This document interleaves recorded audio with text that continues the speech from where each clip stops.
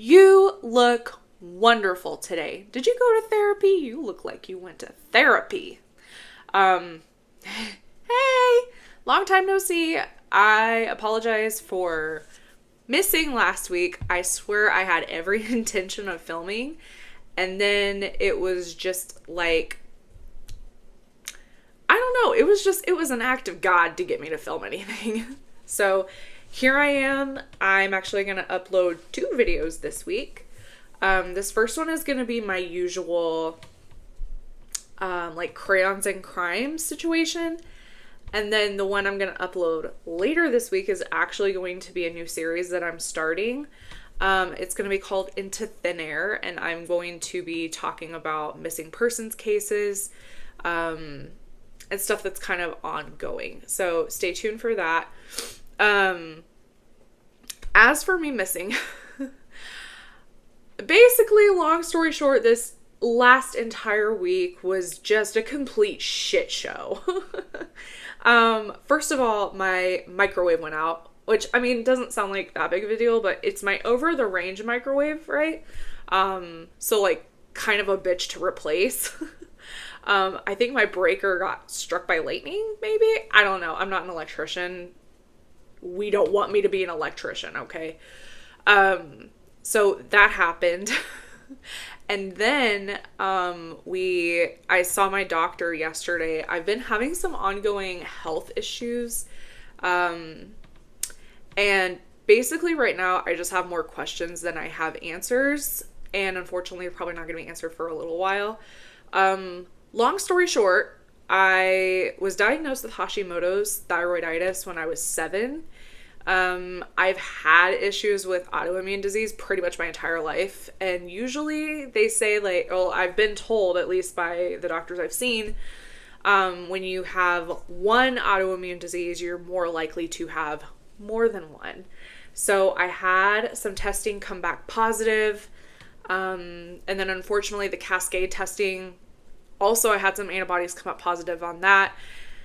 The one, of course, that came back positive is one that's very vague. So they think I may either have lupus or potentially like systemic sclerosis or something of the sorts. Anyways, I felt like shit for years and I'm just growing kind of tired and frustrated. Also yesterday was the 3-year anniversary of my mother passing away. So I've just been really kind of in a funk. And today I was just like, you know what? Fuck it. We're gonna film, right? But today we have a special guest joining us today. It's my mom. You can call her Vinny. She's just gonna be chilling over here with us. And then real quick, I wanted to shout out a friend that made something for me. It's one of my most dear friends. Her name is Yolanda. And she made me this neat, so I have the connector on my phone, but because my phone is plugged in and I wanted to show you guys, I did take it off. But she makes these handy, she's a crafty little bitch, but she made me this little phone lanyard. I don't know if you guys can see. Okay, now I understand why people do this annoying shit. So it has my name on it. But anywho, I'm trying to get her to open up an Etsy shop because this is actually super handy. It just clips onto your phone and then you can just wear it like a little wristlet. Hey. Anywho, I'm trying to convince her to open up an Etsy shop. When she does, I'll link it, but thank you so much for making me this. We took Mattis to the zoo last weekend, and not this last weekend, but the weekend before, and this definitely came in handy. So stay tuned. Anywho, without further ado, I will shut the fuck up. Actually, no, I'm not going to shut the fuck up because I still have to talk some. But we're going to talk about this. We're going to chit chat like old friends like we normally do. Going to color a picture. I've got my little picture sitting out here. I've got my little crayons, colored pencils, and we're just going to talk about this. So, without further ado, I guess I've already said that twice. Fuck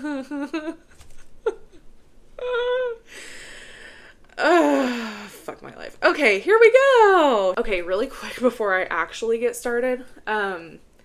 I just realized, like, I've been coloring these pictures and they're just kind of sitting here. So if any of you would like for me to, if you like my masterpiece enough that you want me to mail it to you or send it to you somehow, let me know. I'll send it to you. Okay, here we go for real.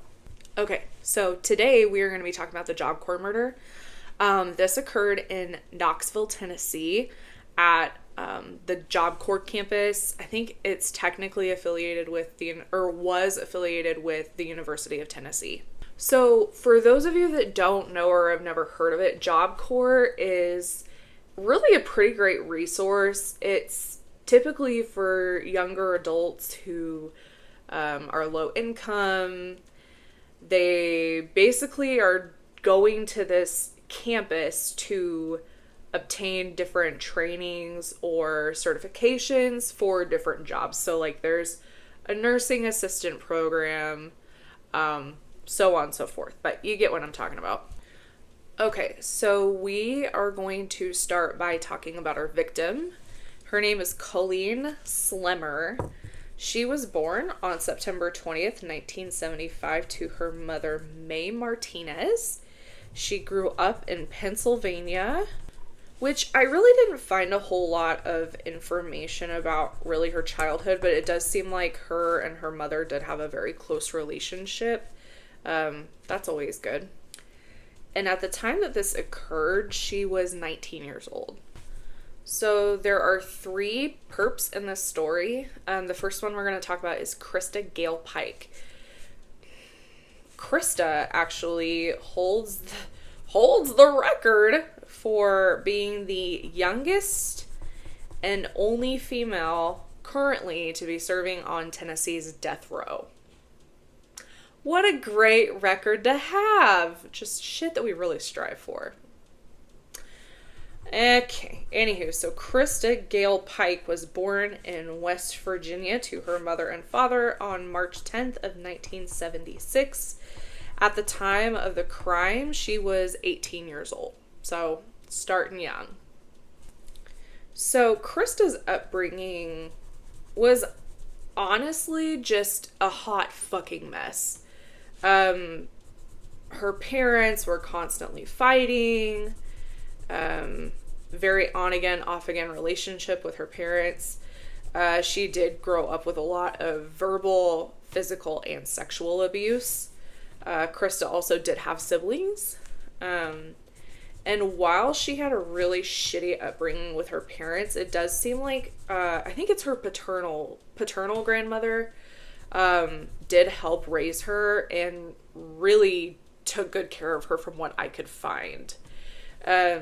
Even as a young child, Krista was known to suffer from pretty severe seizures.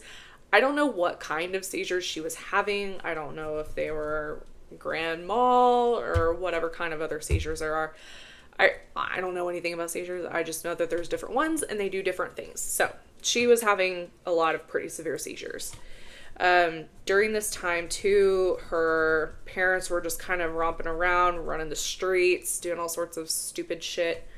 So her grandmother really took her under her wing. In fact, things were so fucked up that she had attempted to commit suicide by the age of 12. She tried to commit suicide by doing an overdose of acetaminophen or Tylenol. That's a very slow, miserable way to go. I mean, if it even would kill you then, and not years later. Anywho, so she did try that.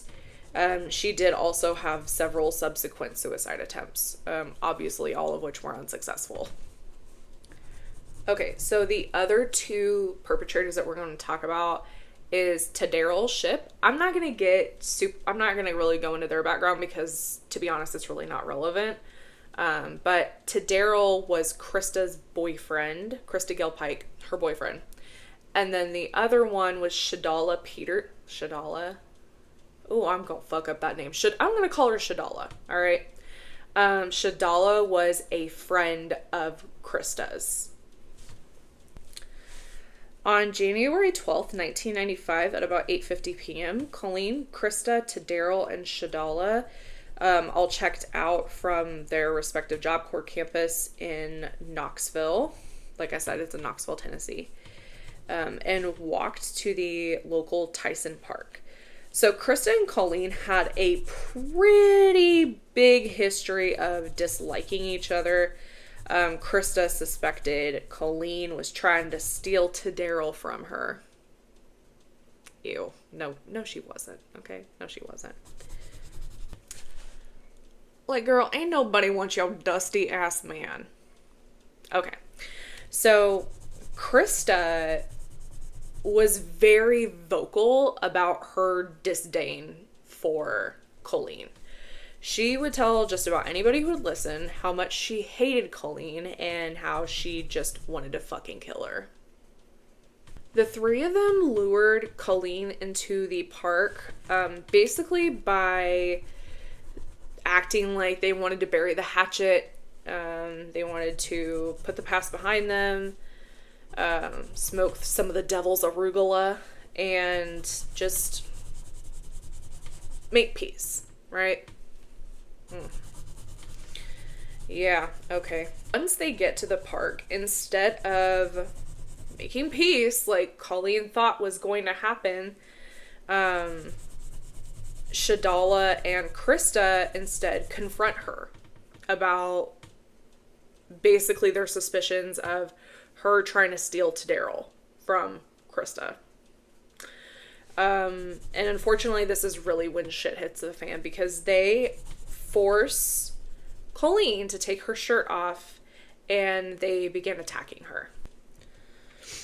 The attack started with Krista and Shadala beating Colleen, who did fight back. And as the fight escalated, Krista started to cut Colleen with a meat cleaver that she had. Like, a meat cleaver. Soon after, Krista started in with the meat cleaver, Shadala started to, like, stab and cut at Colleen with a box cutter. Which, if you've never worked with a box cutter or, like, a scalpel, anything of that sort, an X-Acto knife, they're fucking sharp. So they can cut pretty clean and they can cut deep. While the attack was happening, Colleen was pleading for her life, and to no avail, because these two bitches just kept on cutting at her. At one point, Colleen did try to escape from the trio, but she was tripped by Taddaryl. He tripped her. And when she fell, she hit her head on a rock. Taddaryl did also, according to some court documents, did admit to slicing Colleen a few times, I think on the arm with the box cutter. So while Colleen was screaming and very bravely fighting for her life, Krista ordered Taddaryl to basically be a lookout in the area for any people that might be coming through the park. While he was scanning the area, he did find a rag that was by a dumpster. He then brought it back to Colleen, gagged her with it, so that she would stop screaming. Colleen did attempt another escape. Unfortunately, she fell into a puddle of mud, and that's when Taddaryl went and grabbed her and drug her back over to the other girls, Shadala and Krista. So then, at this point, Shadala and Krista began beating Colleen in the head with, like, big chunks of, I don't know if it was big rocks or big chunks of asphalt, but it was one or the other, or maybe both. And they just continuously beat her in the head. So after they finished beating Colleen, they carved a pentagram into her chest. As if cutting her, stabbing her, and literally bludgeoning her wasn't enough. They carved a pentagram into her chest. They then stripped her down and drug her into an area of the park where it was kind of covered by some brush or bushes. and just left her for dead. She didn't die until a little bit later on, by the way. Like, she at this point is still alive, but barely. I can't even imagine. I can't even imagine. Like, the thought of something like that happening to a human being, like, literally makes me sick. Once they got Colleen pretty well out of plain sight, they cleaned up a little bit in a nearby mud puddle. Water puddle. A puddle of some sorts. That's fucking gross. And then they walked to a nearby gas station where they cleaned up, disposed of some evidence and some of Colleen's personal effects, clothing, etc. So then Daryl apparently left before the two girls and checked back into campus. Because remember, they're at JobCorps, so they have to check in and check out whenever they leave and come back. The next morning, an employee of the grounds department that was employed by the University of Tennessee made the discovery of Colleen's body. Because Krista had such a public hatred for Colleen, police pretty well knew where to start. They're like, all right, let's start with the girl that hates our victim. Solid place to start. Okay. So they bring Krista and Daryl both in for questioning, and they do see some different bits of evidence, one of which was found in Krista's jacket pocket. It was a piece of Colleen's fucking skull. This bitch took this fragment of skull out of Colleen's head while she was still alive. She beat this poor girl nearly to death at this point. Mind you, she was alive for just a short bit after they finished the attack. She took this fragment of skull out of her head and was toting it around like it was some sort of a fucking trophy. Ma'am, I don't know where you got this audacity, but you can put that shit right back where you found it, because that is inhumane. Like, that is some caveman type bullshit. Alright? What the fuck is wrong with you to do that to another human? Okay, I'm sorry. Anyways, continuing. There was also a lot of evidence that Krista and Daryl were very heavily involved in Satanism, which, listen, I do not care what religion you are. I do not care who your political party is. I do not care if you are a part of a political party. I don't care what any of your preferences are. I will love and accept you for who you are. Unless you're a flaming shitbag like these people. Okay? So anytime I talk about a religion, a political party, it has nothing to do with beliefs or anything like that, and everything to do with the person that I'm talking about. So please just be mindful of that. Thanks. The medical examiner during Colleen's autopsy determined that her death was caused by blunt force trauma to the head. During this time, apparently her sinuses and lungs both filled up with blood. Essentially, she drowned in her own blood.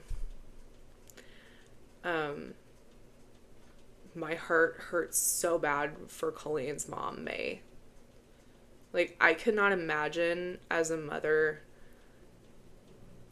somebody losing their child at all, generally. Like, that's literally any parent's worst nightmare. But to lose them in such a brutal way for something so fucking senseless, you know?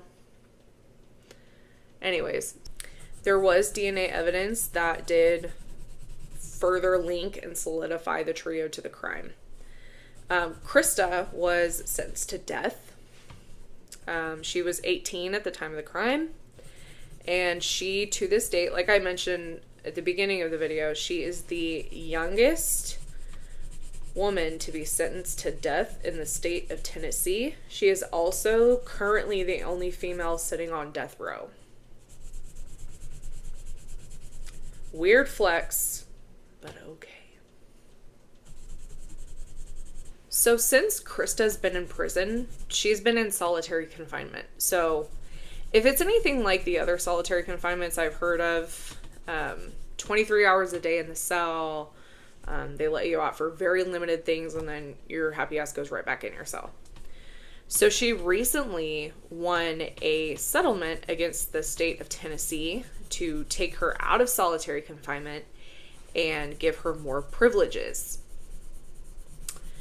No, I think your happy ass can sit in solitary confinement for the rest of your life and literally rot. But yeah, that's just my thought. So Daryl's Ship at the time of the crime was 17 and was considered a juvenile. He was spared the death penalty because of this, but did get life in prison with the possibility of parole. He's up for parole next year. Yeah, so they better not let his ass out. And Shadala Peterson sang like a fucking canary and gave law enforcement whatever information they wanted. And in return for this, she got no prison time. Instead, she got sentenced to 6 years of probation. No, she's, in my opinion, just as guilty as the other two, and should have had a way harsher sentence than 6 years of probation. But what do I know? What do I know? Also, just to clarify, Shadala was charged with accessory to murder, not murder. So I guess it is what it is. They did give her a plea deal, which then resulted in the 6 years of probation. Either way, in my humble opinion, she is just as guilty as the other two and should have been where they're at also.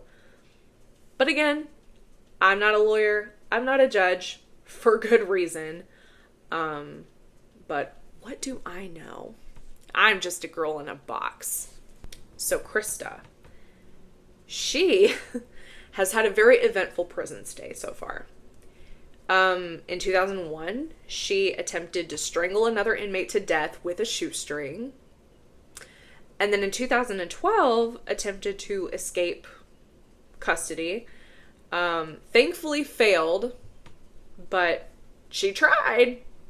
Yeah, so that definitely sounds like somebody who needs to have more privileges in the prison and somebody who needs to be out of solitary confinement.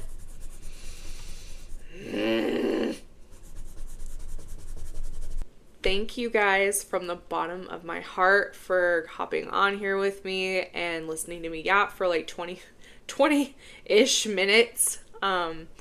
I really enjoy doing these videos. It honestly gives me so much purpose and really has helped me to find a community where I feel like everybody can just come together and kind of find a common interest and talk about things, right? Okay, enough of the mushy shit. Without further ado, I give you my masterpiece for today. So close your eyes. Are they closed? Isn't she lovely?